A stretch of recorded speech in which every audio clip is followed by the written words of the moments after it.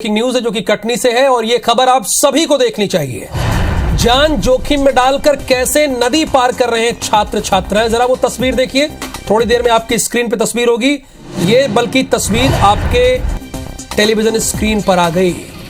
अब लाख दावे कर लीजिए कि मध्य प्रदेश कहां से कहां पहुंच गया हो, लेकिन इन छात्र छात्राओं से पूछिए, चूंकि रोज ये जान जोखिम में डालकर ऐसे ही नदी पार करते हैं। चूंकि नदी के बीच से ही जाने का रास्ता है, पुल है नहीं। ये बड़ावरा के बसाड़ी स्कूल के सभी छात्र बताए जा रहे हैं। कटनी की तस्वीरें हैं और IBC 24 चूंकि ये आपकी बात रखता है, सरोकार की बात करता है, आपके दुख दर्द को समझता है और वो सबके सामने लाने का काम करता है। तो इन छात्रों से जरा पूछिए कितनी मुसीबत में रहकर, कितनी मुसीबत के बाद ये पढ़ रहे हैं। एक किस्सा आपने सुना होगा प्रधानमंत्री लाल बहादुर शास्त्री का, एक किस्सा इनका भी है। यानी लाल बहादुर शास्त्री जी का ये किस्सा था कि वो नदी पार करके मीलों चल के स्कूल जाया करते थे, लेकिन कठिन है डगर स्कूल की, लेकिन ये सभी छात्र छात्राएं भी ऐसे ही स्कूल जा रहे हैं। इनकी जान भी जा सकती है, लेकिन इन्हें स्कूल जाना है, पढ़ना है, आगे बढ़ना है, इस सिस्टम को बदलना है, ये इन्होंने ठाना है। विकास बर्मन इस वक्त हमारे साथ फोन लाइन पर है, जिन्होंने ये तस्वीर अपने कैमरामैन के जरिए पूरे मध्य प्रदेश के सामने और पूरे देश के सामने रखी। वो इस वक्त हमारे साथ फोन लाइन पे है। विकास, डिटेल दीजिए।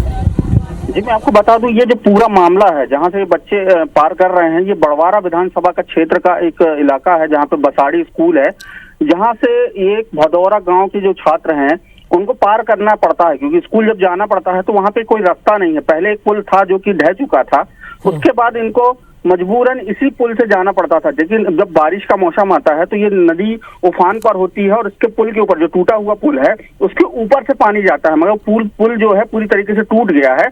उससे मजबूरन इन्हें इसी नदी से पार करने जाना पड़ता है।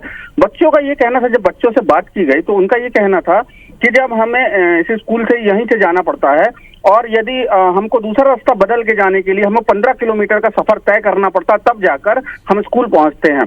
और हमारे गांव से सिर्फ एक नदी का जो फासला है, जो यहाँ पे पुल बना था, वो चंद कदमों में हमारा स्कूल आ जाता था। इसलिए हमें मजबूरन इसी नदी से पार करके जाना पड़ता था। इसकी शिकायत कई बार ग्रामीणों ने जिला प्रशासन से की, मगर आज तक जिला प्रशासन ने इस ओर ध्यान नहीं दिया। और यहाँ पे ये पुल कितने साल पहले तक था विकास?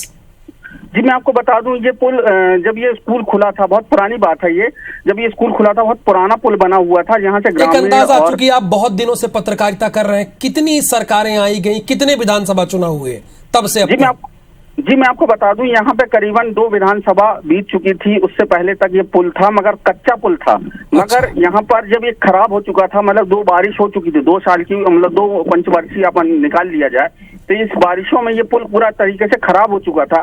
अब यहाँ से निकलना असंभव हो जाता है बारिश के कारण। लेकिन जब ये टूट गया तब मजबूरन यहाँ के लोगों को और स्कूली बच्चों को इसी नदी से पार होकर दूसरी जगह जाना पड़ता है।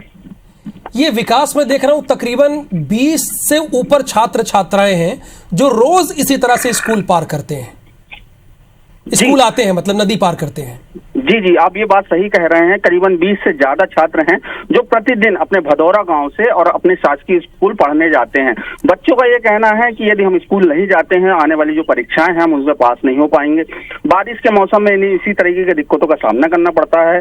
स्कूल के शिक्षकों ने ये भी बताया है कि हम छात्रों को ये तक बताते हैं कि यदि बारिश के मौसम में आपको निकलना हो तो आप कम से कम 15 किलोमीटर दूर या अपने परिवार वालों के साथ वहां से घूम के आया करिए।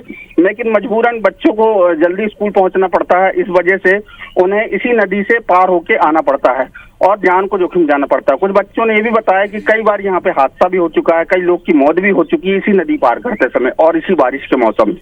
ये बच्चे ही स्कूल के बच्चे थे या आम लोग थे? जी, ये स्कूल के बच्चे ही हैं जो नहीं, जो आपने कहा कई लोगों की मौत भी हो चुकी है, वो यहाँ से आम लोग थे या स्कूल के बच्चे ही थे? जी, आम लोगों की भी मौत हो चुकी है यहाँ पर इसी बारिश के मौसम में इसी नदी में डूबकर, क्योंकि ये महानदी कहलाती है और बहुत बड़ी नदी है ये।